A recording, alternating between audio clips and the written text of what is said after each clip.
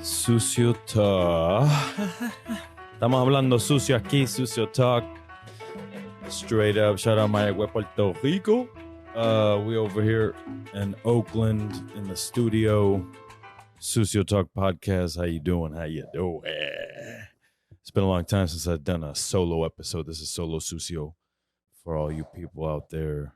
Hope you've been enjoying the episodes recently. Number 162, Chef Mike Lanham, Anomaly SF. He invited me in. I had a tasting menu, beautiful food. Miss the energy of fine dining, and he definitely has the energy, you know, where you make everything seem important, and you focus on the details and the minutia of cooking. So shout out to Chef Mike Lanham and the team over there. He's got a team of rock stars. Number 163, Chef Anna Voloshina. Bud Mo. Recipes from a Ukrainian kitchen. Chef Anna, shout out to you. You're in Ukraine right now shooting your documentary on food. And one day she's going to be on Netflix. So you're going to see your girl Anna on Netflix. I promise you that. Mark my words. You heard it here on Sucio Talk. She wrote a book called Bud Mo, Recipes from a Ukrainian Kitchen. I actually have it right here. I went to there we go, Bud Mo. Anna Voloshina, Recipes from a Ukrainian Kitchen. So pan-fried zucchini. I mean, she's got all types of beautiful food in here, beautifully shot. Her photographer is fucking crazy. So can't wait to dive into that book. I got this at the book festival, Napa Book Fest in Napa. It was dope. I got to meet a lot of cool people. Shout out to Chef David Tufu. He sat up on stage and talked to another podcaster, and I'm actually gonna try to pull up the name right now. But we're there. We saw Copper and Heat podcast. Chef Priti Mistry. She talked to Chef David Tufu. Chef David Tufu also has a cookbook. I did not cop that cookbook, but I got my computer here and I'll just look this shit up because that's my podcast. You know what I mean? Shout out to everyone out there listening. If you're driving, working, whatever you're doing, Sucio loves you. Thank you so much for listening. And you know, guys, I never ask you for this, but please go on Spotify, give the show a 5-star review, share the show as much as you can. It really helps the show. Right now, I don't know what's going on with Instagram, but I got like 4,500 followers, right? So I should at least 400 people should at least be seeing my stories. I got like 80 people seeing my stories. Shout out to those 80 people. But something's going on. I don't know. I think Instagram might think my account is scam, fake. But let's see. Let's see what happens. So Chef David Tufu, Vietnamese American diaspora. He's from here. He's from Oakland. And he talked to, so he co-wrote the book with Soleil Ho. Shout out to that. I did not know that. So David Fu and Soleil Ho wrote a book, Vietnamese American Recipes, Memory of Taste, Phu Quoc, Oakland, and the Spaces Between. Damn. Okay, so you got to check that out. His site's pretty sick, too. Hold on, I'm going to show you that shit. There you go. Chef David Tufu. There's the book, chef2.com/cookbook. You can check that out. He's a dope dude. I saw him at the POC Food and Wine. That was a dope-ass festival next year. Shout out to Make It Marico. She did that event over there, and I'm definitely going to go next year. Shout out to Alamar, Restaurant Alamar as well. Chef Nelson Herman. So Chef 2, calendar. Oh, he's got a calendar on his motherfucking damn website. July 2024, July 7th through July 12th, Food Festival, Sasuke Knives Craftsman Tour. July 11th to July 13th, Spokane, Washington, Crave. Past events, Cookbook Fest, J Vineyards and Winery, Healdsburg Wine and Food in May. He's all over, man. He's all over. So check him out. You know, he's going to be at these spots right here. Watch the podcast on video so you can see this because I'm on the website. You know what I mean? He's got his partnerships over here. He's got a press kit. God damn. Damn, see, I need to get on this level right here, son. You know what I mean? My website sucks. This is the kind of website I need. God damn. All right, cool. That's cool. Chef 2, shout out to you. Anna Volushina. That was episode 163. Check that out. Sucio Talk. 164, Chef Haley Garabato. Chef Haley Garabato. Domo regato, Haley Garabato. So Chef Haley is in New York. Sucio Talk number 164. Nisei SF / Feed the People Collective. That's her pop-up that she does. And she also, you know, to help the proceeds go to that. And then she also helps feed those who are in need. So shout out to you, Chef Haley. 165 is Chef Parker Brown of Side ASF. Currently a pop-up, but will be a restaurant looking for spaces at the moment. Let's hope he finds it. Bay Area is hard, man. Shit's expensive. Rent is high. So there's a lot of overhead in these businesses out here, but that's okay. You know, so that's why we got to support these restaurants. You know what I'm saying? We got to get out there. Tienen que sentarte y comer. You know? So number 166, Abraham Woodliff. Writer, comedian, viral IG, Bay Area memes. So check that out. And then we got Chef Klaus Joris from Michelin in Seaside, California. He's doing dope shit down there. I got to go actually check out that spot and eat there. And then I got Brendan Bernard he's an orchardist, cider maker. I didn't even know orchardist was a thing until I read his bio, son. Posterity Cider Works, Maculumne Hill, California. So these podcasts came in the last few weeks. And it's crazy just seeing the views and shit. But something that I realized is you guys only listen to the latest episode. So do a little deep dive, go back. You know what I mean?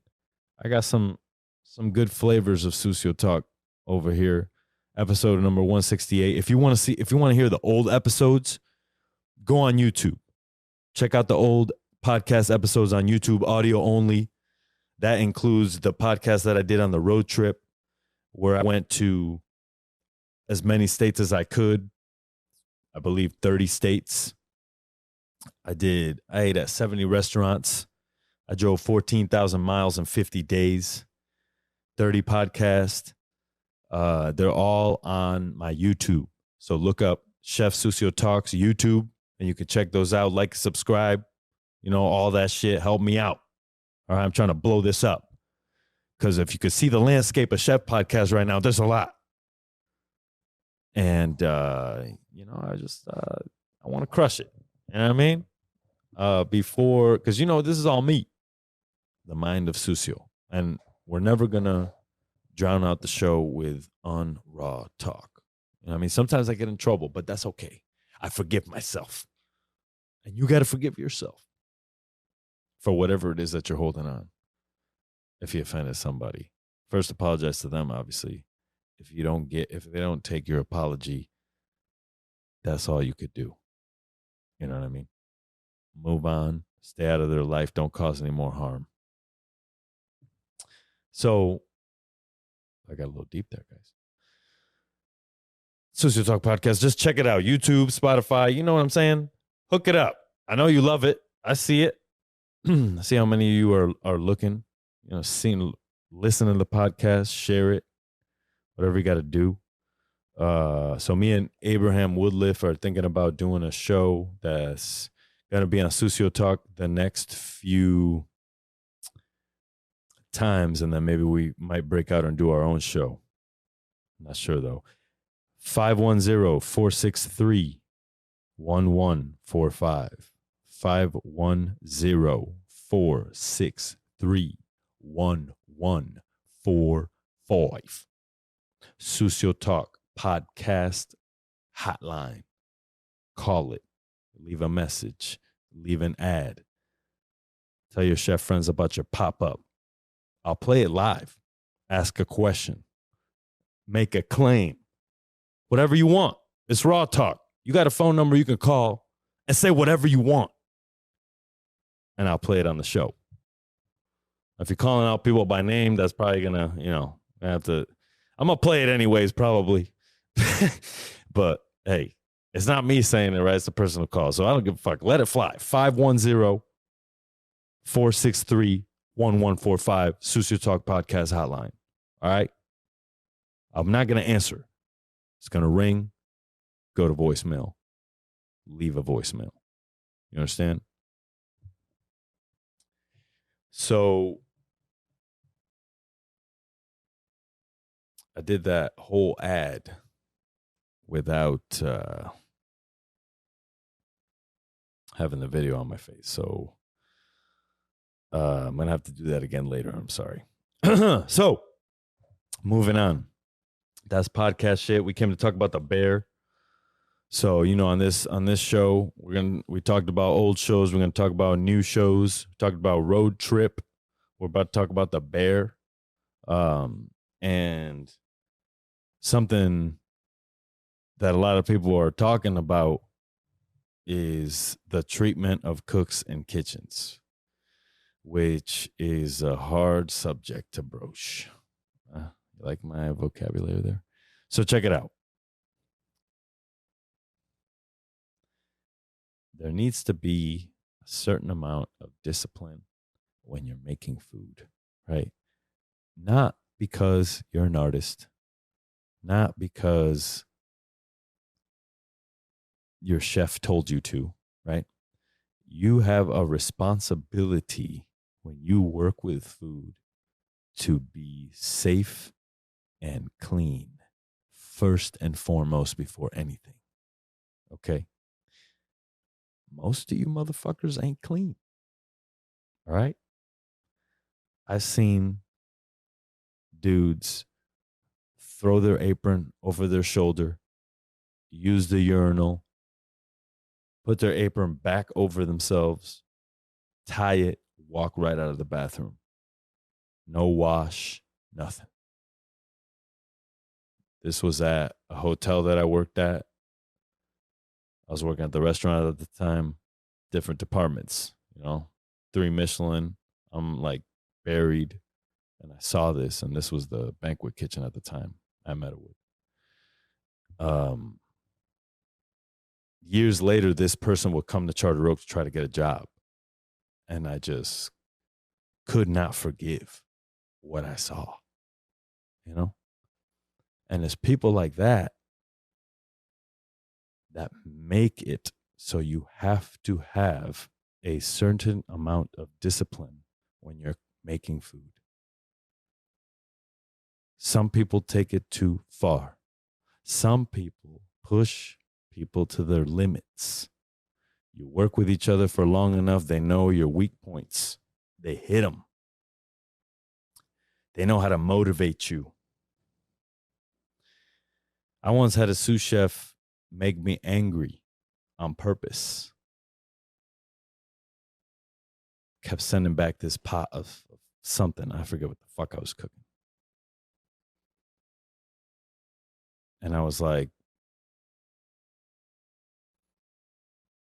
he passed that fucking pan back to me one more motherfucking time. I looked at him. I said, cook, Negro, cook, right? That's what you want, right? You want me to make your fucking food the way you want it, right? When I know I was doing a good job. So this motherfucker here comes around the line and says, you're better angry. That's why I did that to you. Okay. There's a lot to unpack there, right? But I can't take that out on the restaurant industry. This is an individual, right? And so I think going forward, we need to empower people to know when something's fucked up and move on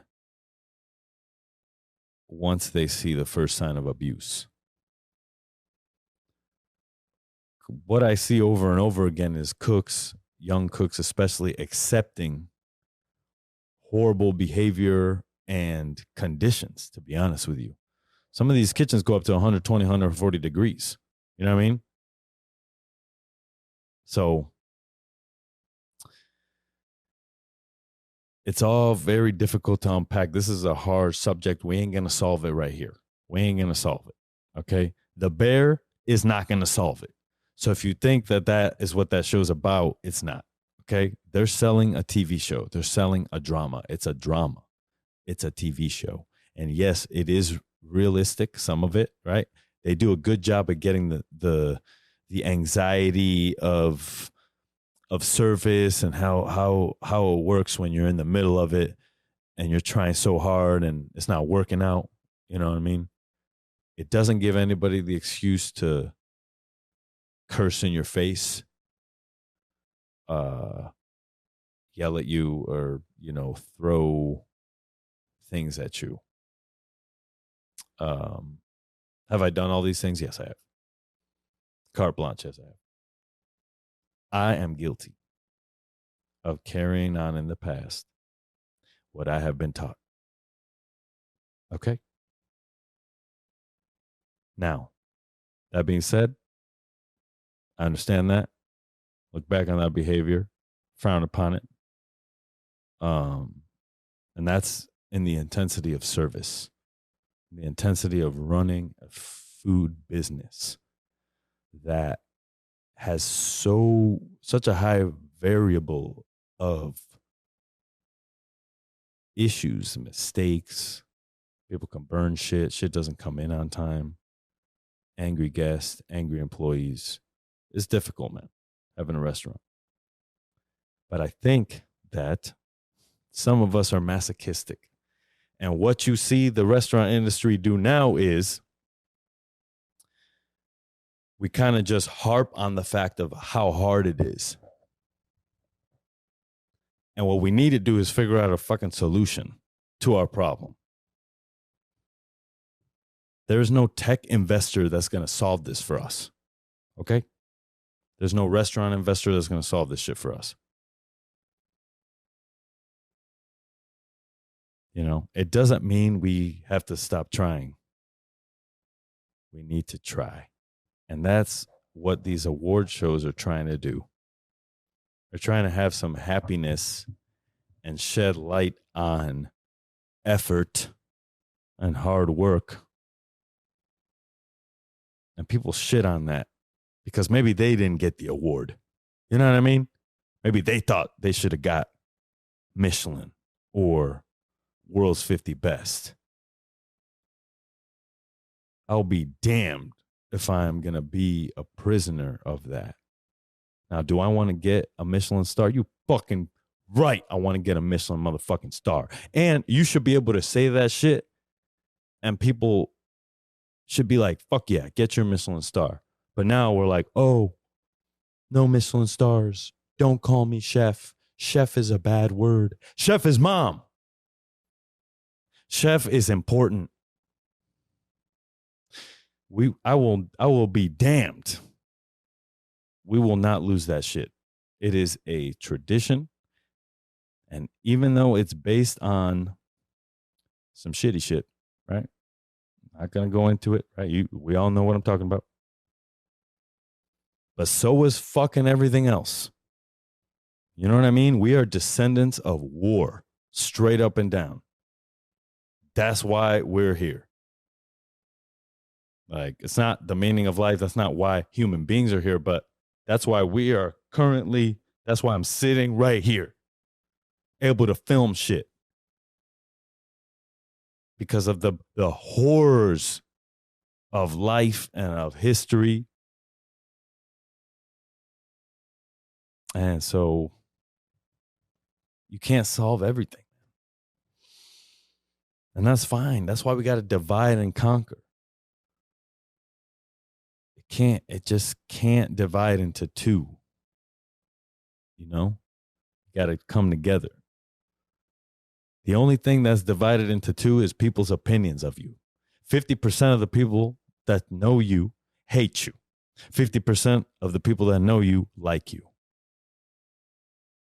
And I would say 25% of all of that love you, even if they hate you. You know what I mean? And so you take a guy like Rene Redzepi, who had a cameo in The Bear, and there was like a stage scene where Carmi was at the, just enjoying the stage, doing whatever, romancing, right? And you got to understand that this is one of the best restaurants in the world, changed the way we view food, whatever. Was it always all in the right way? No. Could they have paid a couple of stages a little better? I guess, yeah, But at the end of the day, people signed up to go there to work for free. You knew what to expect. But this goes again with the thing of like, as soon as a dude makes you feel uncomfortable or throwing shit or like, you need to bounce or punch that motherfucker in the face. And that's what I'm saying. All these people want to bitch about this dude online and then no one does anything. If you want to do something, go up to the dude and do something. You know what I'm saying? Punch him in the face. Send him an email. I'm not going to do it for you. But like, you need to understand that this dude gives you something to write about. I don't know if I like him or I hate him. I don't know the guy. You can't doubt Noma. You can't doubt it. It has changed the game time and time again. To the point where the best restaurants in the world follow their lead. They say they're going to go all vegetarian, all this, all that. What does the EMP do? Same thing. They didn't invent that shit. No one invented anything in this time, in the cooking industry. I think these things have happened, but just they haven't had publicity.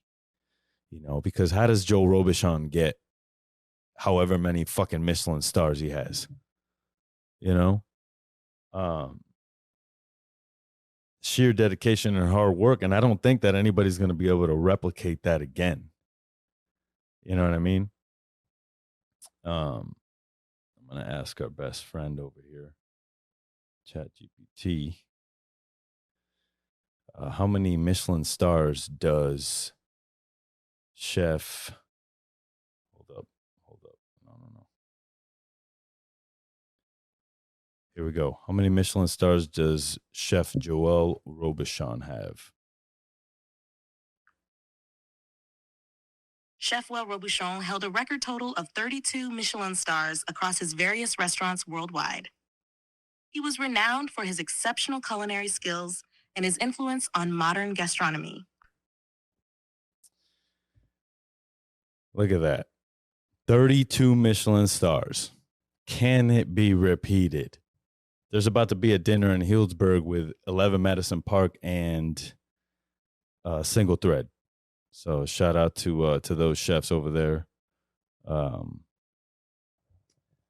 Lost my train of thought. We're talking about The Bear. Talk about bad treatment.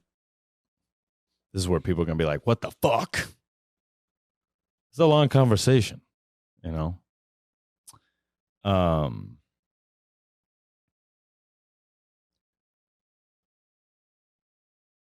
Noma is going to be in the picture whether we like it or not, right? And I think that if these things are so horrible, then we need to have this motherfucker tried.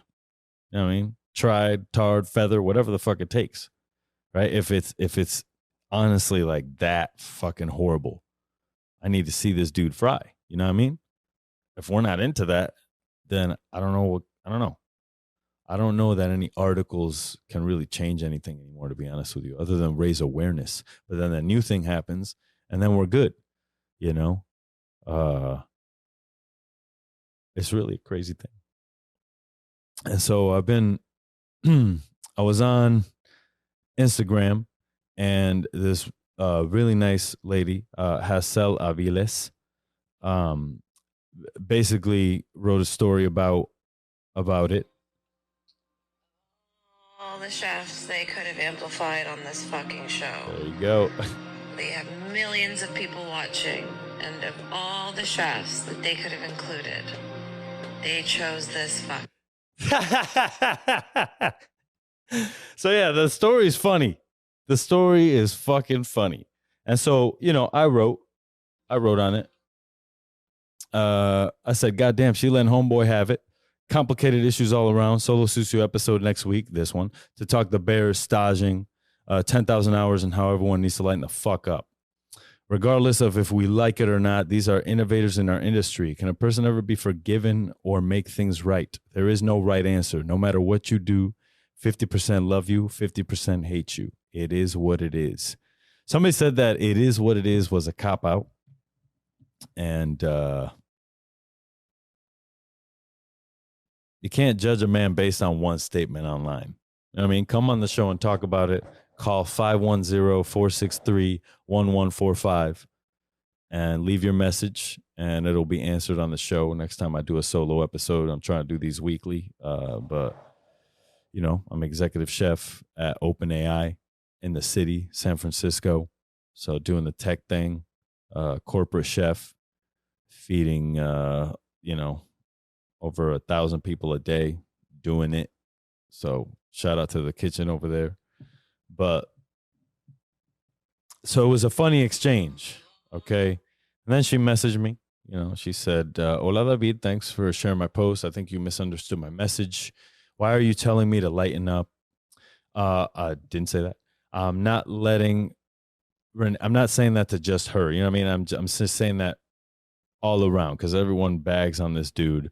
Again, I don't know the guy. I don't love him. You know what I'm saying? Hey, it is what it is. I don't know him. You know what I'm saying?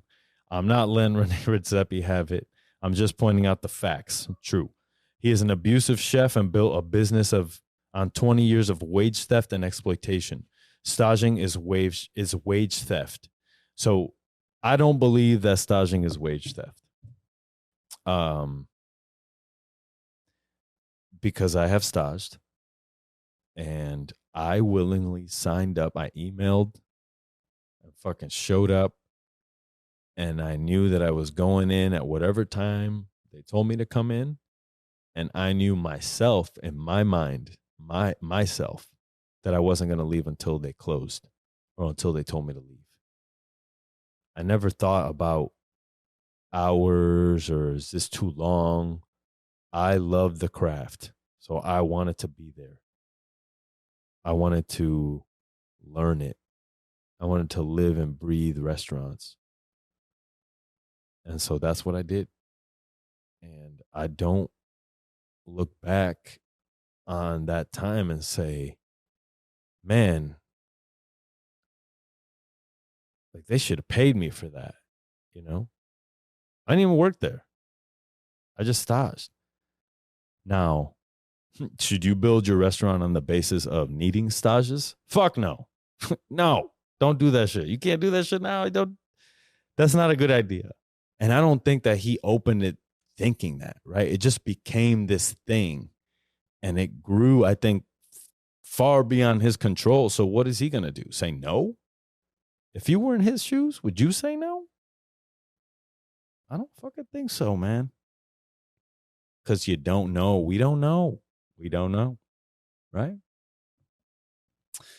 So, love staging.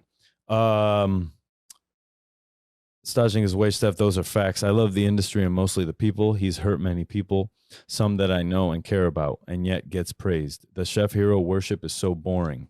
Kind of is. Anyways, I don't hate him. I don't care about him. I'm indifferent. What I am passionate about is the people who work in hospitality and culinary sector. Love them too. Also think it's important to share facts instead of the fake news of this show. That's the thing. I don't know that this show has ever represented that it was news. You know what I mean? Was burnt news?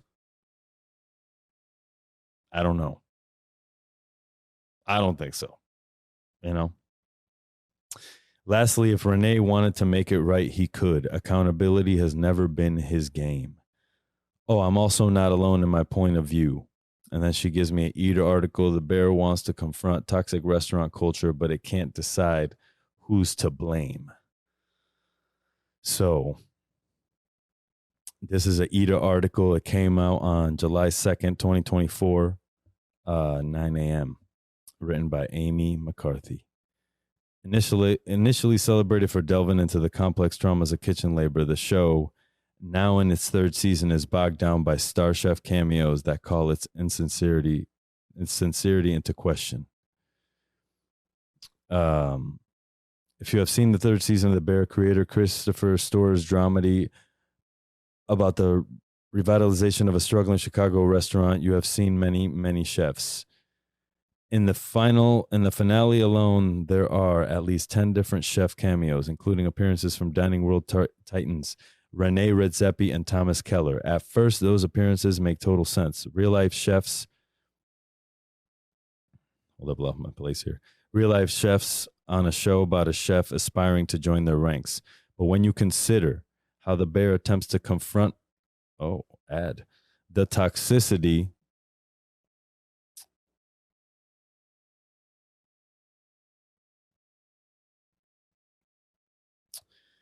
Where were we? But when you consider how the Bear attempts to confront the toxicity of restaurant culture, those cameos become a lot more confusing and nefarious.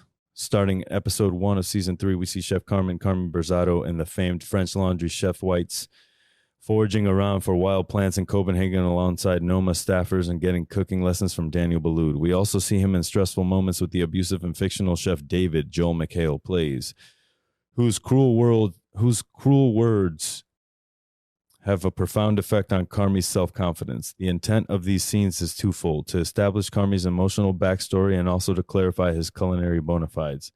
Because we associate the French Laundry or Boulud restaurant Daniel with excellence. We fucking damn sure do. It is easy to understand how those experiences have resulted in both incredible culinary skill and in the case of his experiences with Chef David, a lot of trauma happens. The Bear takes the latter as a given, that anyone working in the high-pressure world of fine dining is going to have some damage, while also absolving some of the key players in that reality. Keller, who tenderly teaches Carmi how to trust a chicken, has been accused in real life of overseeing an intense, heartless culture at his New York restaurant per se. In his 2019 memoir, Chef Kwame Onwuachi? Goddamn. Onwuachi, that's how I said that. Detail how he regularly experienced rage and thinly veiled racism from his coworkers in that kitchen. The anger was like black mold in the air ducts, infecting everything, he wrote. As I open my own kitchens at times, I've certainly been guilty of regurgitating the habits I learned at Per Se. But when I grow enraged, I also try to remember how it made me feel to be yelled at on the line. Keller never publicly responded to Onwuachi's allegations of workplace misconduct. He has, though, apologized for disappointing a critic who had a bad meal per se. And the Bear demonstrates his fictional relationship with Carmi as a warm and instructive. That's what I'm saying. I kind of saw that scene and I was like, there is no motherfucking way that in this day and age, Chef Thomas Keller is going to take time out of his day to teach you how to trust a chicken. I hope that story is motherfucking true. And if it's true, call 510-463-1145 and tell me about that time that Thomas Keller showed you how to trust a chicken. The Bear.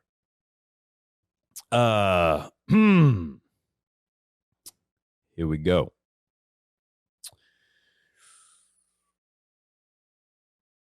Whether the series is engaging in a bit of revisionist history or not, it does paint the employer-employee relationship in a warm light that would feel unfamiliar to many who have worked in Keller's restaurants. In 2023, the Equal Employment Opportunity Commission filed suit against the Las Vegas location of his famed restaurant Bouchon, alleging that managers there engaged in extensive sexual harassment and retaliation against those who reported it. For his part, Redzepi has also openly admitted to engaging in physical and verbal abuse as the executive chef of Noma, which was long considered among the world's elite restaurants. In a 2015 essay for Lucky Peach, he details his absolute rage when cooks at Noma would screw up even the most minor task, a product of his own experiences of learning from abusive chefs. I've been a bully for a large part of my career, Redzepi wrote. I've yelled and pushed people. I've been a terrible boss at times. In the essay, he talks about finally realizing the impact of his behavior on his staff and the slow evolution of building a respectful restaurant culture. But it's unclear exactly how Redzepi actually improved the culture at Noma, or when exactly he stopped shoving and screaming at people.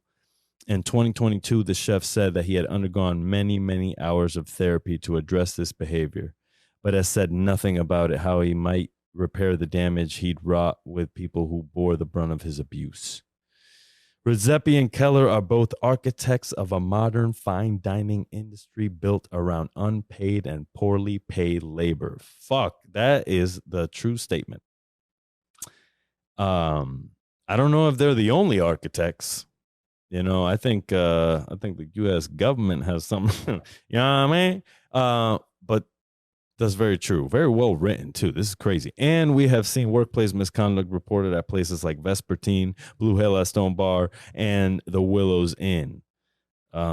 Where is Chef Blaine Pretzel? That's what I want to know. Where are you hiding out, man? In the mountains of Mexico? Come on, Sucio Talk, man. Teach us about getting canceled. He is canceled, right? I mean, now I lost the article here. You know what I mean?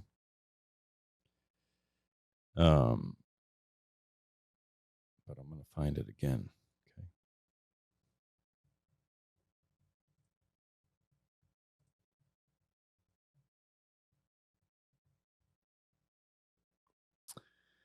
There you go. Boom. All right, we're back. No, don't allow ads. All right. Let me say that again. Redzepi and Keller are both architects of a modern fine dining industry built around unpaid and poorly paid labor. I will say at Meadowood, I was paid very well as a cook. And we have seen workplace misconduct reported at places like Vespertine, Blue Hill, Stone Barns, and the Willows Inn. All restaurants is committed to excellence above all else, like Noma and the French Laundry. So why does the Bear rely on them for its credibility?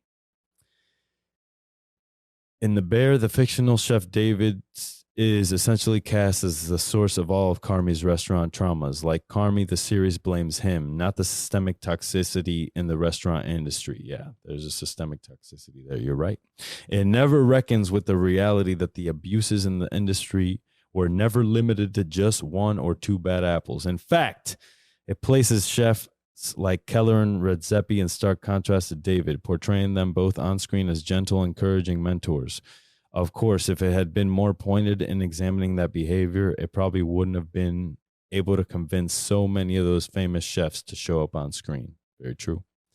Also telling is how Carmi's relationship with the fictional chef Andrea Terry, Olivia Colman, plays out. Terry is sort of a surrogate mother to Carmi, even though she's still explicitly committed to that same pursuit of excellence at all costs.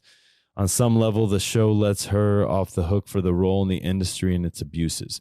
You know, this is the thing that's kind of fucked up, because it's all like, oh, well, it's every chef. How about fucking Suzette Gresham? All right, that fucking sweetheart of a woman. All right, you're telling me that she did this? Come out and fucking tell me that she did some shit like this. 510-463-1145. And tell me a story like that. Because that shit don't exist. You know what I'm saying? So this That is what I think she's modeled after, is a woman like Suzette Gresham, who's just amazing, humble, down to earth. I'm sure she has her bad days, as we all do. Lets her off the hook. Come on, man. Simply because Carmi doesn't view her as the root of all his problems. If the writing were more intentional here, if the writing were more intentional here. So we sit down and we write an essay about a whole entire series with groups of writers and people who have kids and families and get in their cars in Chicago or fucking public transportation, whatever the fuck you do, and you go to this fictional restaurant where you shoot this goddamn show, and the writing's not intentional. Okay. It could have examined the ways that kitchen dynamics function almost entirely on a razor's edge. The inherent struggle between pushing someone to grow in a high-stress situation and doing so respectfully. Instead, the bear simply accepts that some amount of abuse must be inherent to restaurant work. Now, that's not true. Not all restaurant work. I'm going to get canceled for that one. Allegedly. Okay. Look. As I wrote previously, the Bear struggles this season under the weight of its many, many chef cameos. There are so many scenes in which we see Carmi under the tutelage of folks like Keller and Daniel Boulud that totally distract from the core of the series, the complicated Berzato family dynamic. But more than that, it struggles to make its point about the abuses and toxicity of the restaurant industry because it is willing to absolve the real-life chefs who have actually engaged in that kind of demeaning behavior. God damn, you right.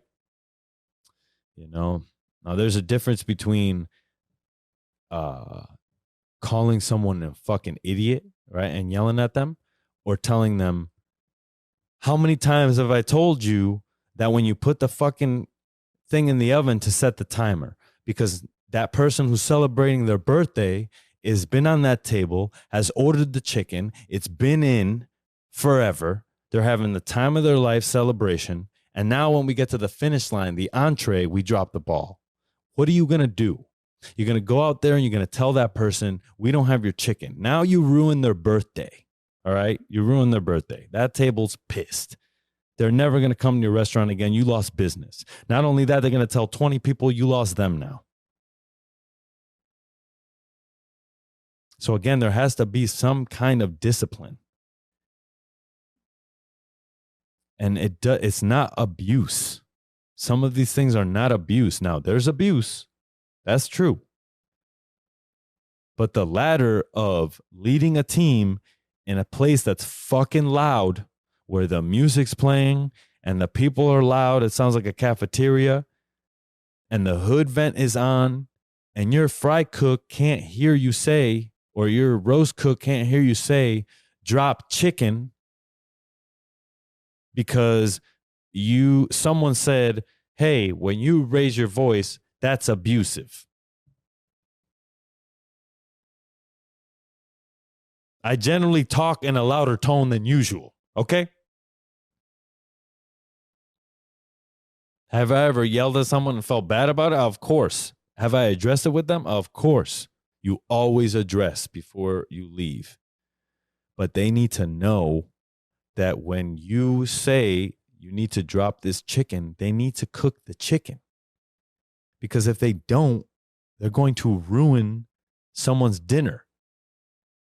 And maybe, just maybe, you work at a destination restaurant. Maybe you work at a Michelin fine dining restaurant where those people saved up all year because they used to do that shit at Meadowood. It ain't just the elite flying to these fucking restaurants and going to eat there, man. That's maybe 60%. I will say, like, there's not a lot of people that can afford $300 meals every fucking night. But the 40%, bro, that's people that save up and they love dining and they love fine dining. And so, yeah, like, there is a certain level of intensity that has to happen in order for that meal to go perfect for them. Does that mean you have to attack someone's personal,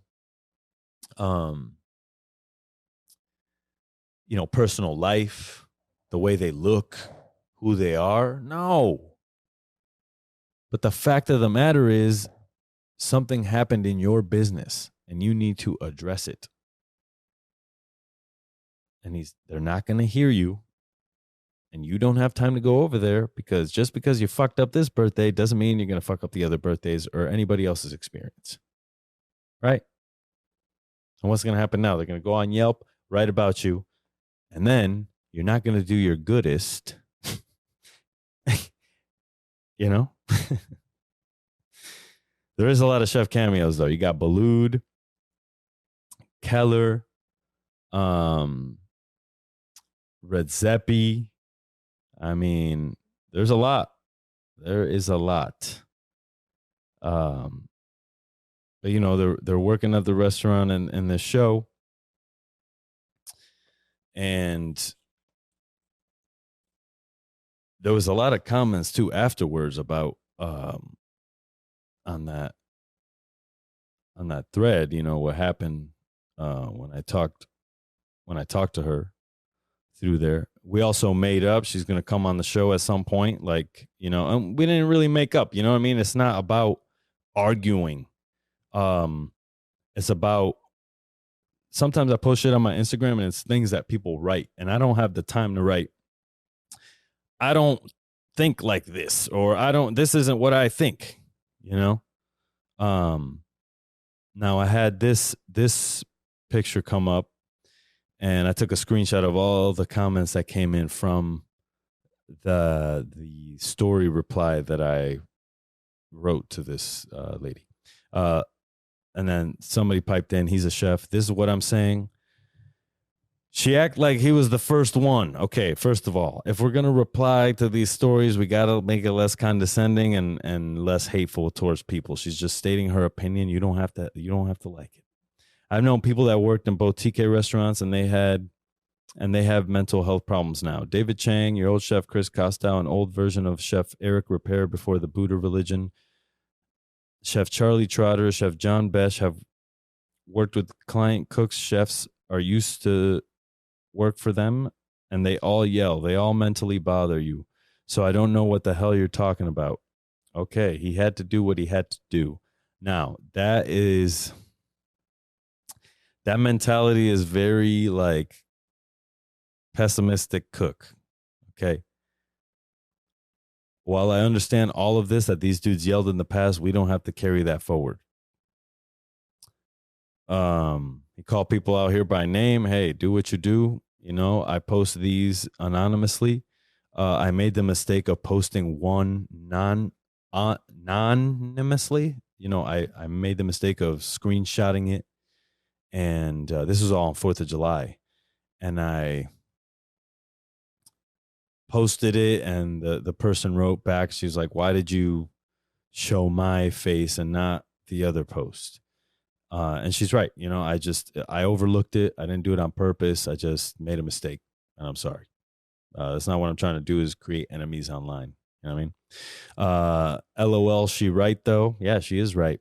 You know, that's how our experiences were. It was hostile, it was abusive, it was hard, but it made us stronger and better for it. Can't send someone to war in military terms that is a pussy, or they die the first day. In 3-star world, the strong survive, and we survived and are better for it. But times have changed, and our industry has changed for the better. That's fucking wild. Okay? That is insane. Restaurant work is not the war. It's not military. Although the brigade is based on the military, it doesn't mean that we're saving lives. We're fucking cutting onions and cooking steaks. Okay? Relax. All right? That's crazy. But isn't it also amplifying the actual fact that the industry is both beautiful and also toxic?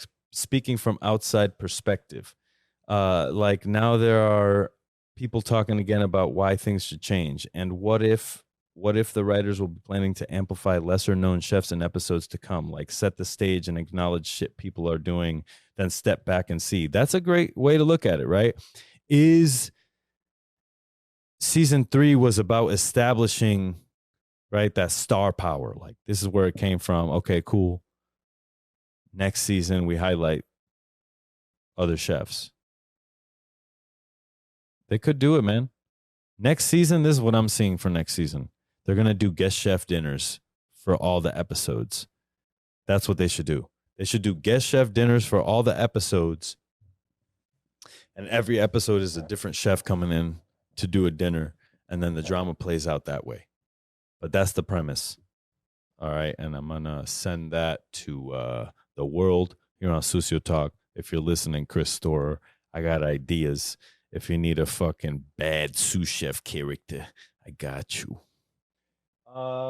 Okay. What else we got? That's literally every chef. LOL. The highlighted the truth. Even if you have a nice chef, there's still partly that toxic asshole. You either die a hero or live long enough to become the villain. Damn. True. If he'd have died fucking 10 years ago, people would have been like, I wish I worked there.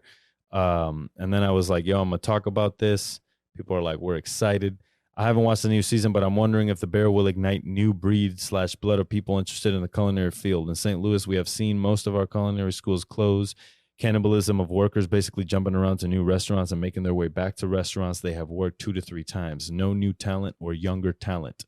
I'm glad The Bear is showing this because even I have changed as a cook/chef/mentor. Staging is still something I push, pay or no pay. As a restaurant or restaurateurs should help with making this happen. Invest in your talent to get them stages, or if the cooks wants to stage. Very true.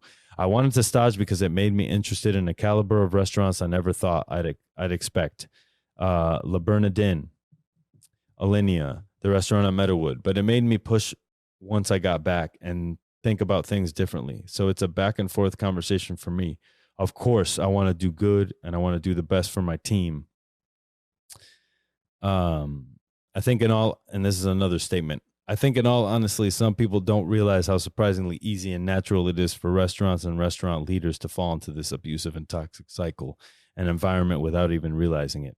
If it wasn't as easy to change the restaurant culture as it is to say it, then we would be seeing the change just like that. But we don't, because working in restaurants is a stressful job. And in stressful environments, humans most of the time change in order to cope with that stress, becoming more harsh, bitter, jaded, tough, motivated, burnt out, and all of the above. God damn. Well written. People have said should be changed, but rarely do we get actual constructive feedback about how we can change and what we can change to have a better future. Instead, we get people venting and being bitter about how some chefs who have openly admitted to being abusing and toxic, but realizing they need to change, are getting the spotlight. Is he perfect now? Probably not. Very true.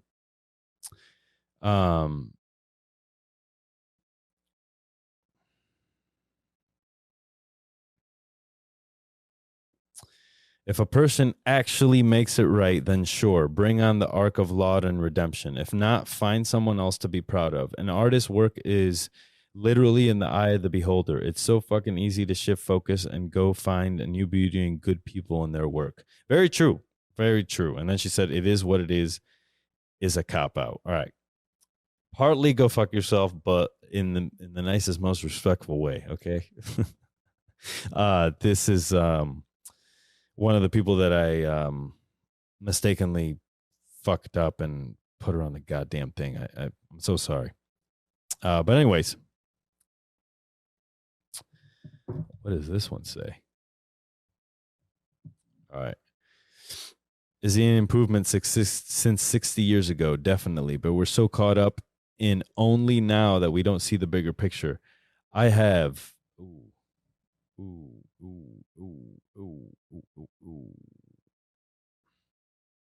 I have many opinions about the menu, but at one point the chef character says, ask yourselves this entire evening, why didn't you all try harder to fight back, to get out of here?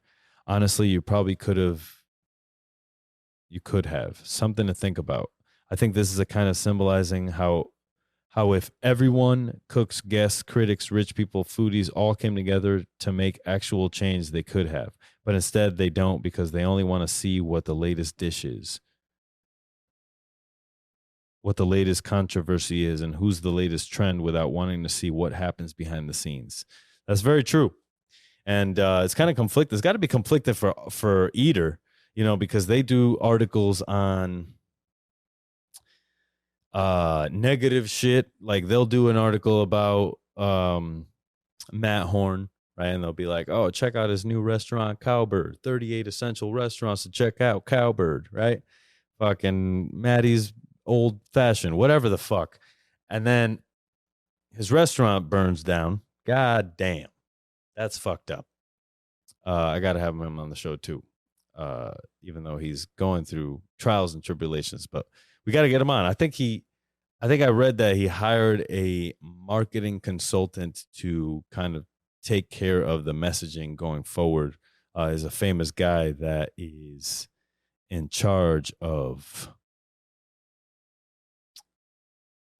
making people look good after they fuck up or whatever. Anyways, so unpaid wages, he owes some people some money. Golden Gate, we all knew about that. And then his fucking restaurant burns down. Some people are saying it's arson.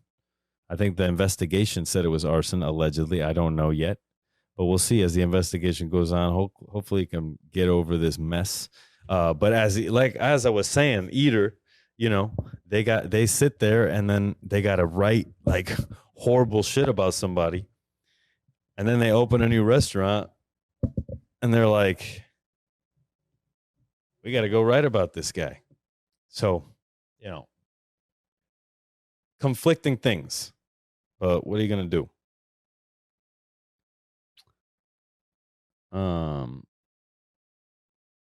And then I will say that a lot of,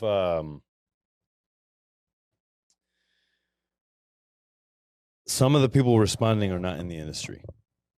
Okay. And I'm just going to say that sometimes you got to shut the fuck up. Okay. For real. It's like me getting mad about like teachers and shit, like go teach. You know what I mean? That's my solution. I'm gonna be a good one then. I'm gonna go in there and show them how it's done. Or try to at least affect some positive change. But if you haven't been in the industry, if you haven't wanted to work in high caliber restaurants, then you really don't know what that feeling is. And I will say some of it is probably some fucking mental damage, wanting masochistic abuse, over and over again, doing however many covers you're doing, fucking slinging pans, you're getting burned. You're fucking, someone called out, the dishwasher's broken, your order didn't get there. People cutting themselves. It's a fucking dangerous game, and it is a stressful environment. And some of these restaurants cannot afford, I'm not saying that Noma and French Laundry can't afford this, right? Maybe some counseling, like homeboy Sean Brock's got like a spa center in his latest restaurant, so cooks can go have a quiet room to go to. Like, that's dope. You know what I mean? So things are changing. There's no way we're gonna change it all. But yeah, I thought The Bear was a good season.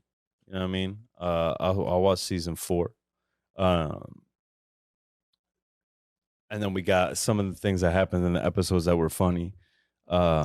Not funny. I'll start with the not funny one. When Bear talks to his old chef.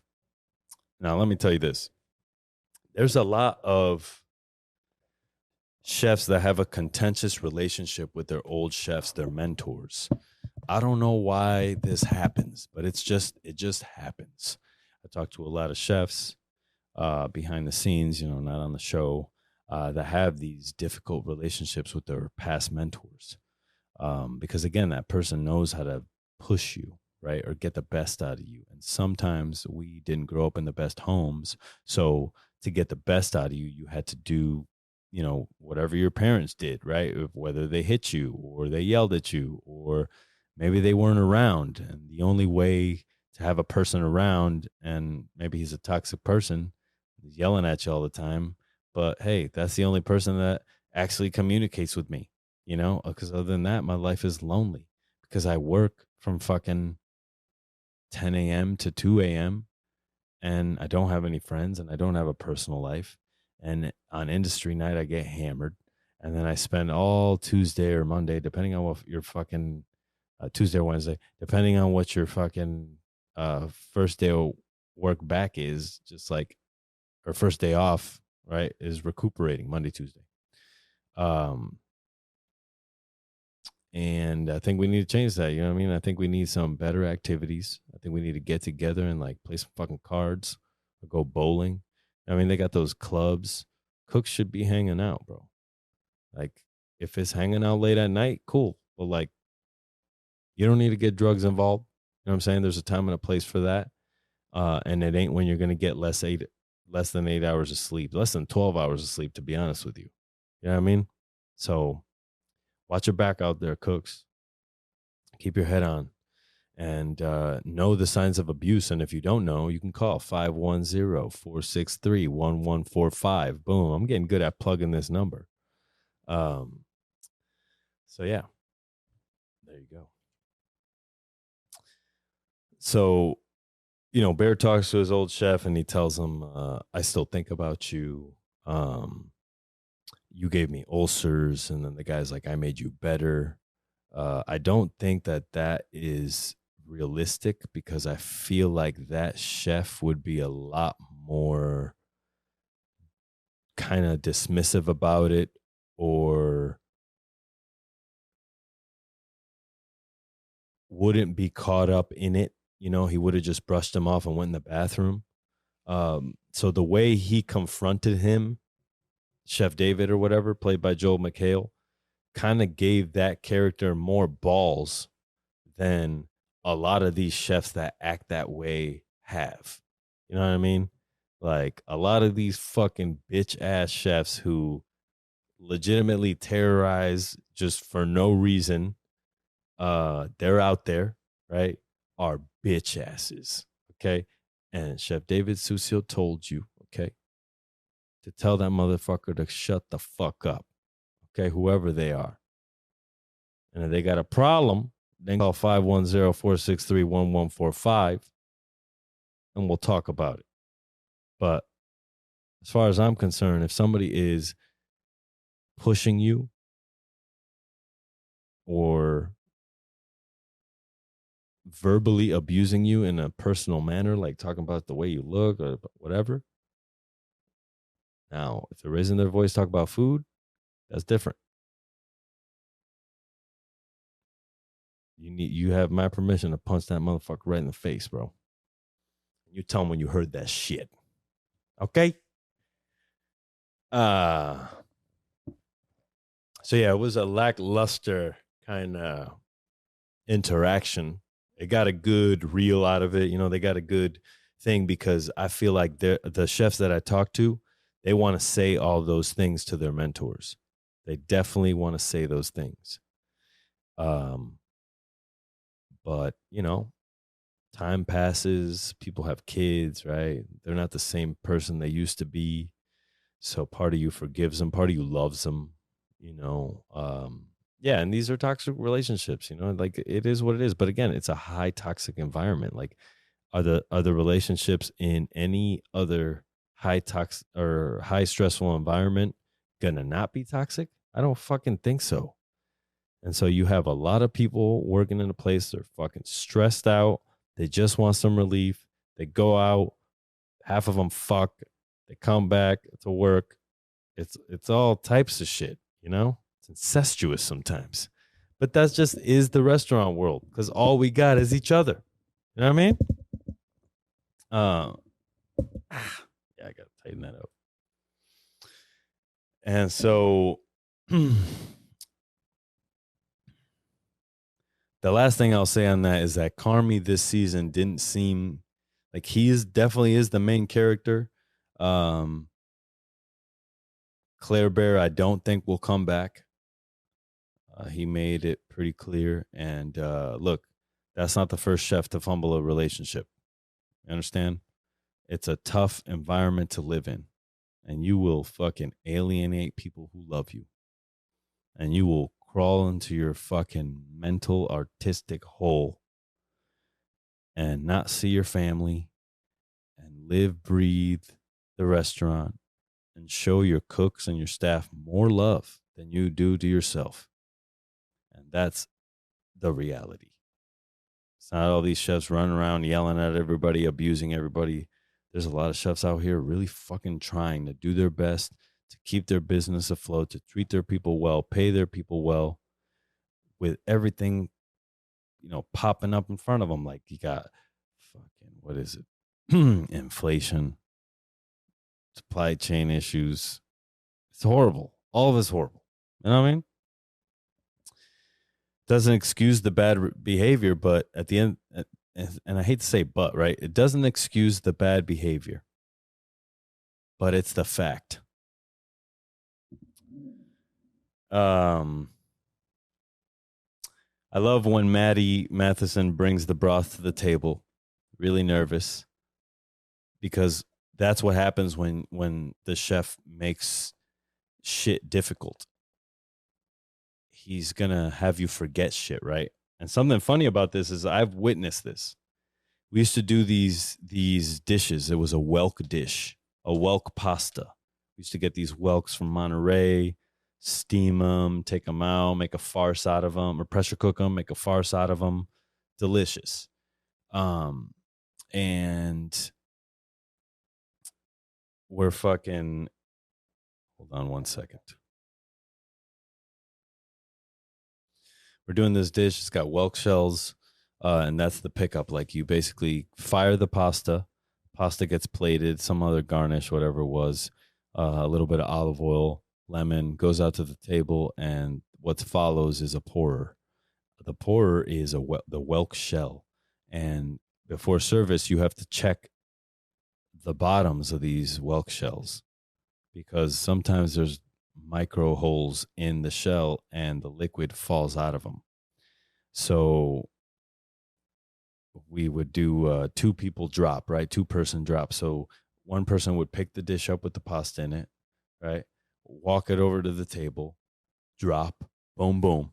Then comes the person behind them with the broth. Go to pour the broth, no broth in the shell. And, it's embarrassing. You go out there, you go to serve a course, especially one that has a plate that you put in front of them first, and then you don't have the broth. In this situation, Maddie poured the broth into the bowls, but did not serve them. And so, yeah, that's just how it worked, man.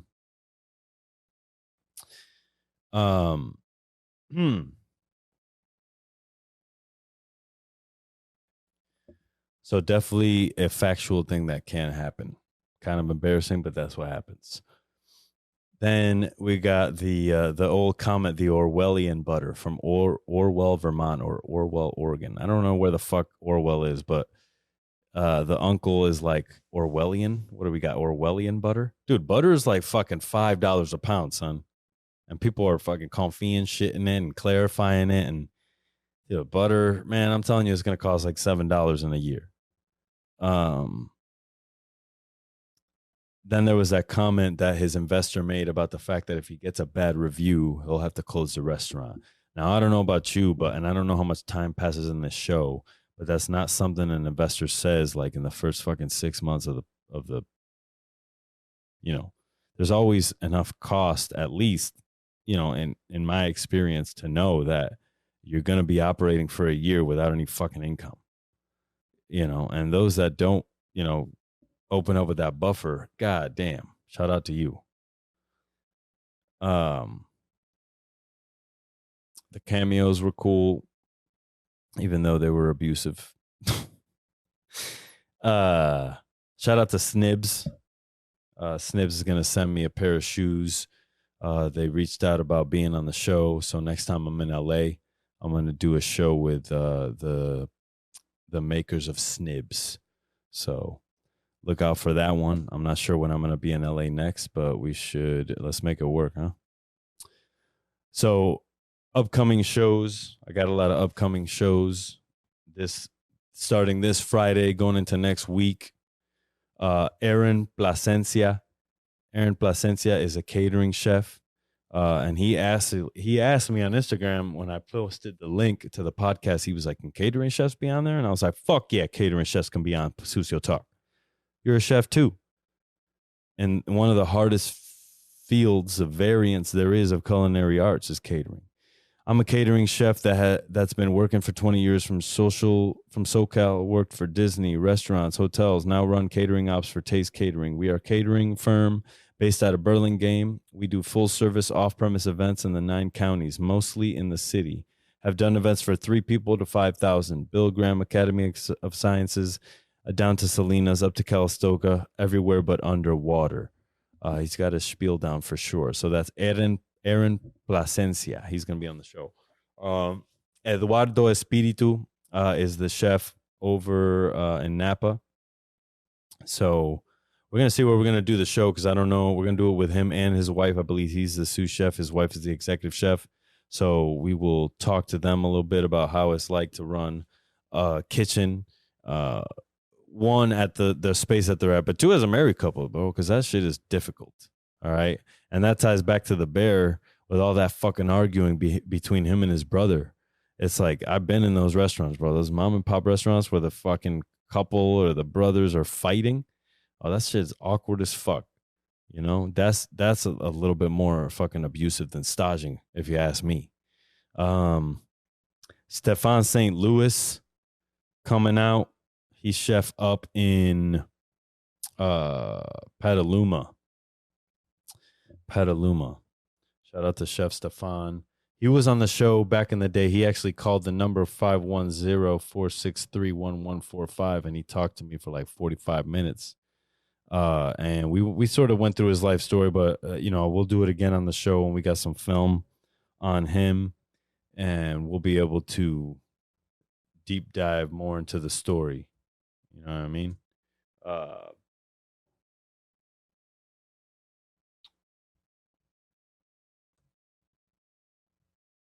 Looking up some info here. All right. TCP Petaluma.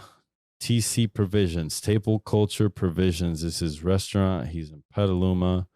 He's got a beautiful fine dining restaurant. He's definitely going to get a Michelin star. I know he is. His patisseries are insane. His plating's insane. His photographer's insane. The fucking human being that he is insane. So shout out to you.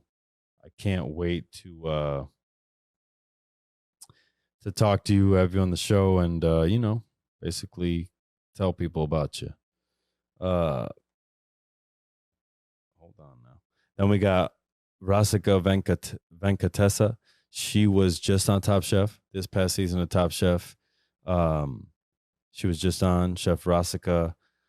She is doing Mythily. That is her pop-up. She's doing one with Hadim in New York. So shout out to them, making their pop-up dreams, making their restaurant dreams happen. We got Michael Sinowitz, who wrote a book about wine, Taste of Wine. So we're gonna try to read his book. I doubt it though. It's literally a week. I'm gonna be busy. Let's see what I can do. And then I got Jason Grubbs. Jason Grubbs coming on. He's a chef right now as well. And he actually was an intern at the restaurant on Meadowood when I met him. So shout out to these people coming on the show next week. Shows will be more and more as time moves on. Jason Grubbs is the CDC of Mentoneca. That is in Aptos, California. 174 Aptos Village Way, California. So check it out. Mentoneca.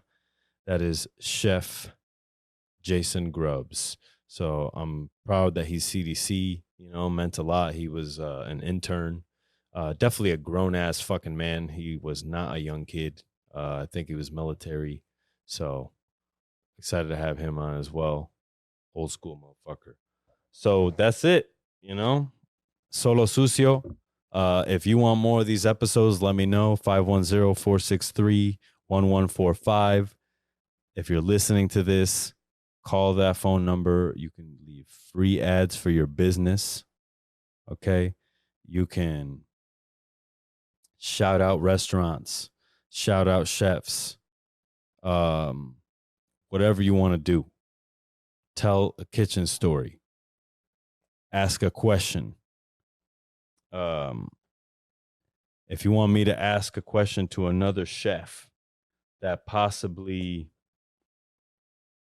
maybe you don't want to ask it, I'll ask it for you. All right. You just write it in. You say, anonymous, I want you to ask this. I will fucking do it. See, here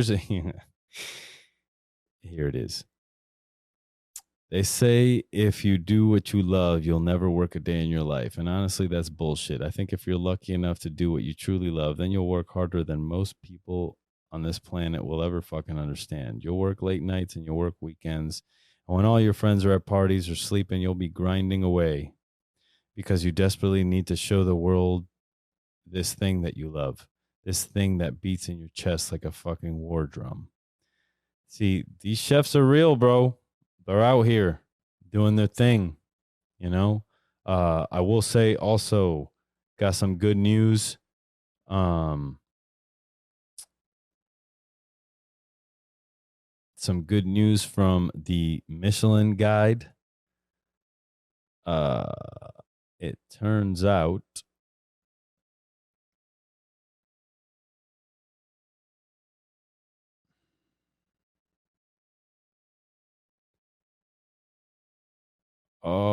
restaurant photos. Okay, so 6 restaurants were added to the Michelin list. So they're either going to get Bib Gourmands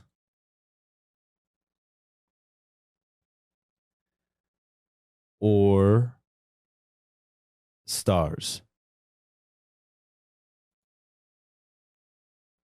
And so shout out to these restaurants. One is Burdell. Just go on the fucking Eater website. They've got it all. There we go. Boom. Diana de Guzman. 13 new additions to his California dining guide on Wednesday, July 10th. 5 Bay Area restaurants made the cut. Azalinas, Head 11 and Tia in San Francisco, Burdell in Oakland, and Multi Amici in Healdsburg. That's fucking huge. I would have had them on the show if I didn't fuck up the recording. Okay? Please give me another chance. Shout out to them, man. I see Burdell, I think they're going to get a star. You know, that's, hey, I'm calling it. You know? I've been there. Okay. Know what's up. But even if they get big Gourmands, shout out to them. Okay. So yeah, these restaurants are cool, man. They're, you know, chef of the year, fucking all this shit. I'm glad that we're getting a lot of more recognition now. And I'm happy that the Michelin guide is, you know, sort of branching out. You know, and people will say, "Oh, well, you know, it's easier to get one now." And it's like, bro, you got it fucked up. All right. There's way more restaurants now. So the numbers are still right. Even though there's more Michelin star restaurants, it doesn't mean that the star loses its value. That's just not true. So that's it, baby. Other than that, you guys got to check out these fucking cookbooks. Other than the Anna Volashina joint, we got Diaspora Rican by Ileana Maisonet. So I just got it. Shout out to her. I got it at the Cookbook Fest. Beautiful cookbook. I still have to go through it. And we got Amrican by Kush Bouchat. So check that out. I got these books at the Cookbook Fest. So check these chefs out. Check these books out. Finding Meaning in Wine. Michael Sinowitz will be on the show as well. That's the book right there. It's been fun. Solo Sucio. I don't do it often, but listen to it. Tell me what you feel. Chef at SucioTalk.com. Email right in. Let me know what you think. brand collaborations. I need help with the podcast. I need a publicist. I need help with social media manager. I need to blow this shit up. So fucking help me. All right. Shout out to everyone out there. Cooks, cocineros, extranjero, lo que sea. Sucio Talk Podcast, Oakland, Mayagüez, Puerto Rico, Meriden, Murdered in Oakland. Let's go, baby.